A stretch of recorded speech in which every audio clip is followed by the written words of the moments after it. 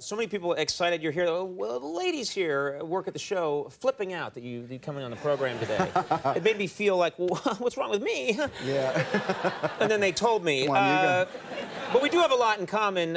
It's funny. We both have our separate appeals. They're different. But one thing that we have in common that I didn't realize, and let me preface this by saying we have a lot of Hollywood actors come here, and I'm usually stunned at how small they are. You know, they're tiny people. You are a tall man, and like me, I'm told you had an insane growth spurt. Yeah, I was kind of a late bloomer.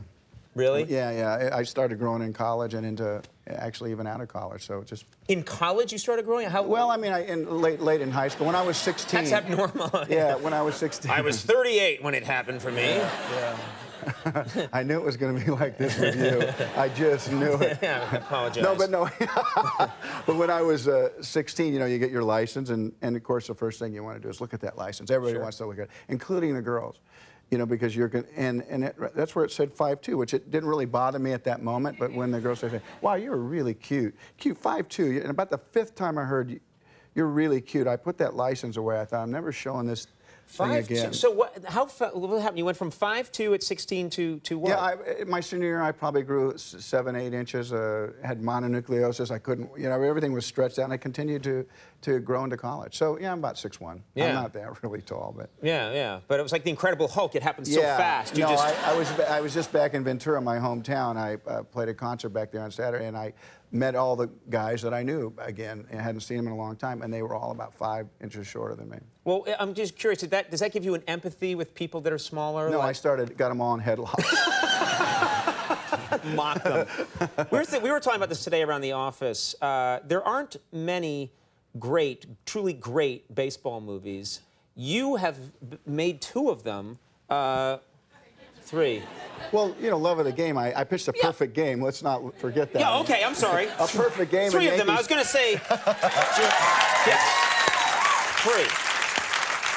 But like Field of Dreams and Bull Durham are iconic films about baseball, and I'm just curious, when you go to watch a baseball game, what's it like? I mean, people must react to you differently in that venue. Yeah, I have been surprised at it. I mean, the whole thing with celebrity and even making movies and the fact that the baseball world takes me in. They asked me to introduce the 50 greatest players up in Boston, and I thought, there's got to be 100 guys better for this than me. And finally the guy said, no, we want you to do it. So wherever I go, I'm asked to play, down on the field with the guys, and so it's a nice hall pass I get with baseball, so I'm appreciative of that. And another thing we were curious about, as we were talking about this today as well, that Field of Dreams, it's an unusual film in that men, universally, all guys, when we watch it, we tear up at one point. Yeah.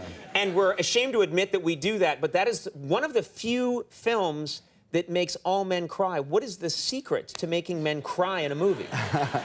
I don't know. That movie is, I think, our generation's wonderful life. It's a wonderful life, and it happens, and it doesn't matter how often you watch that movie. When you ask your dad to have a kid, it seems to get people, and I'm just glad to have films that that's what's possible with film. That's absolutely why we make them. Is that there's always possible for something to happen that you didn't think was possible when you went into the movie, and that's why I believe in the movies, and that's why I make them.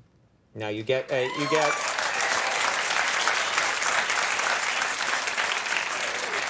to get to the new film in just a second, but I did want to ask you. I know that you have a ranch. Is this in Aspen? Yeah.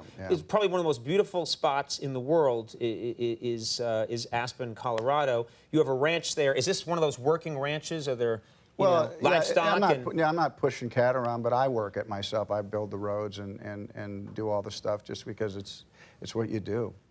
That is not what I would do. I'd pick up the phone and get someone to build a road. You do it while I bathed in heavy cream and looked out a window. You do it if you're with me, because I'd knock on you and say, Conan, come on, we're up. We're going. Not now, Kevin. I'm sleeping. Come on, you. I was up late watching videos. I understand.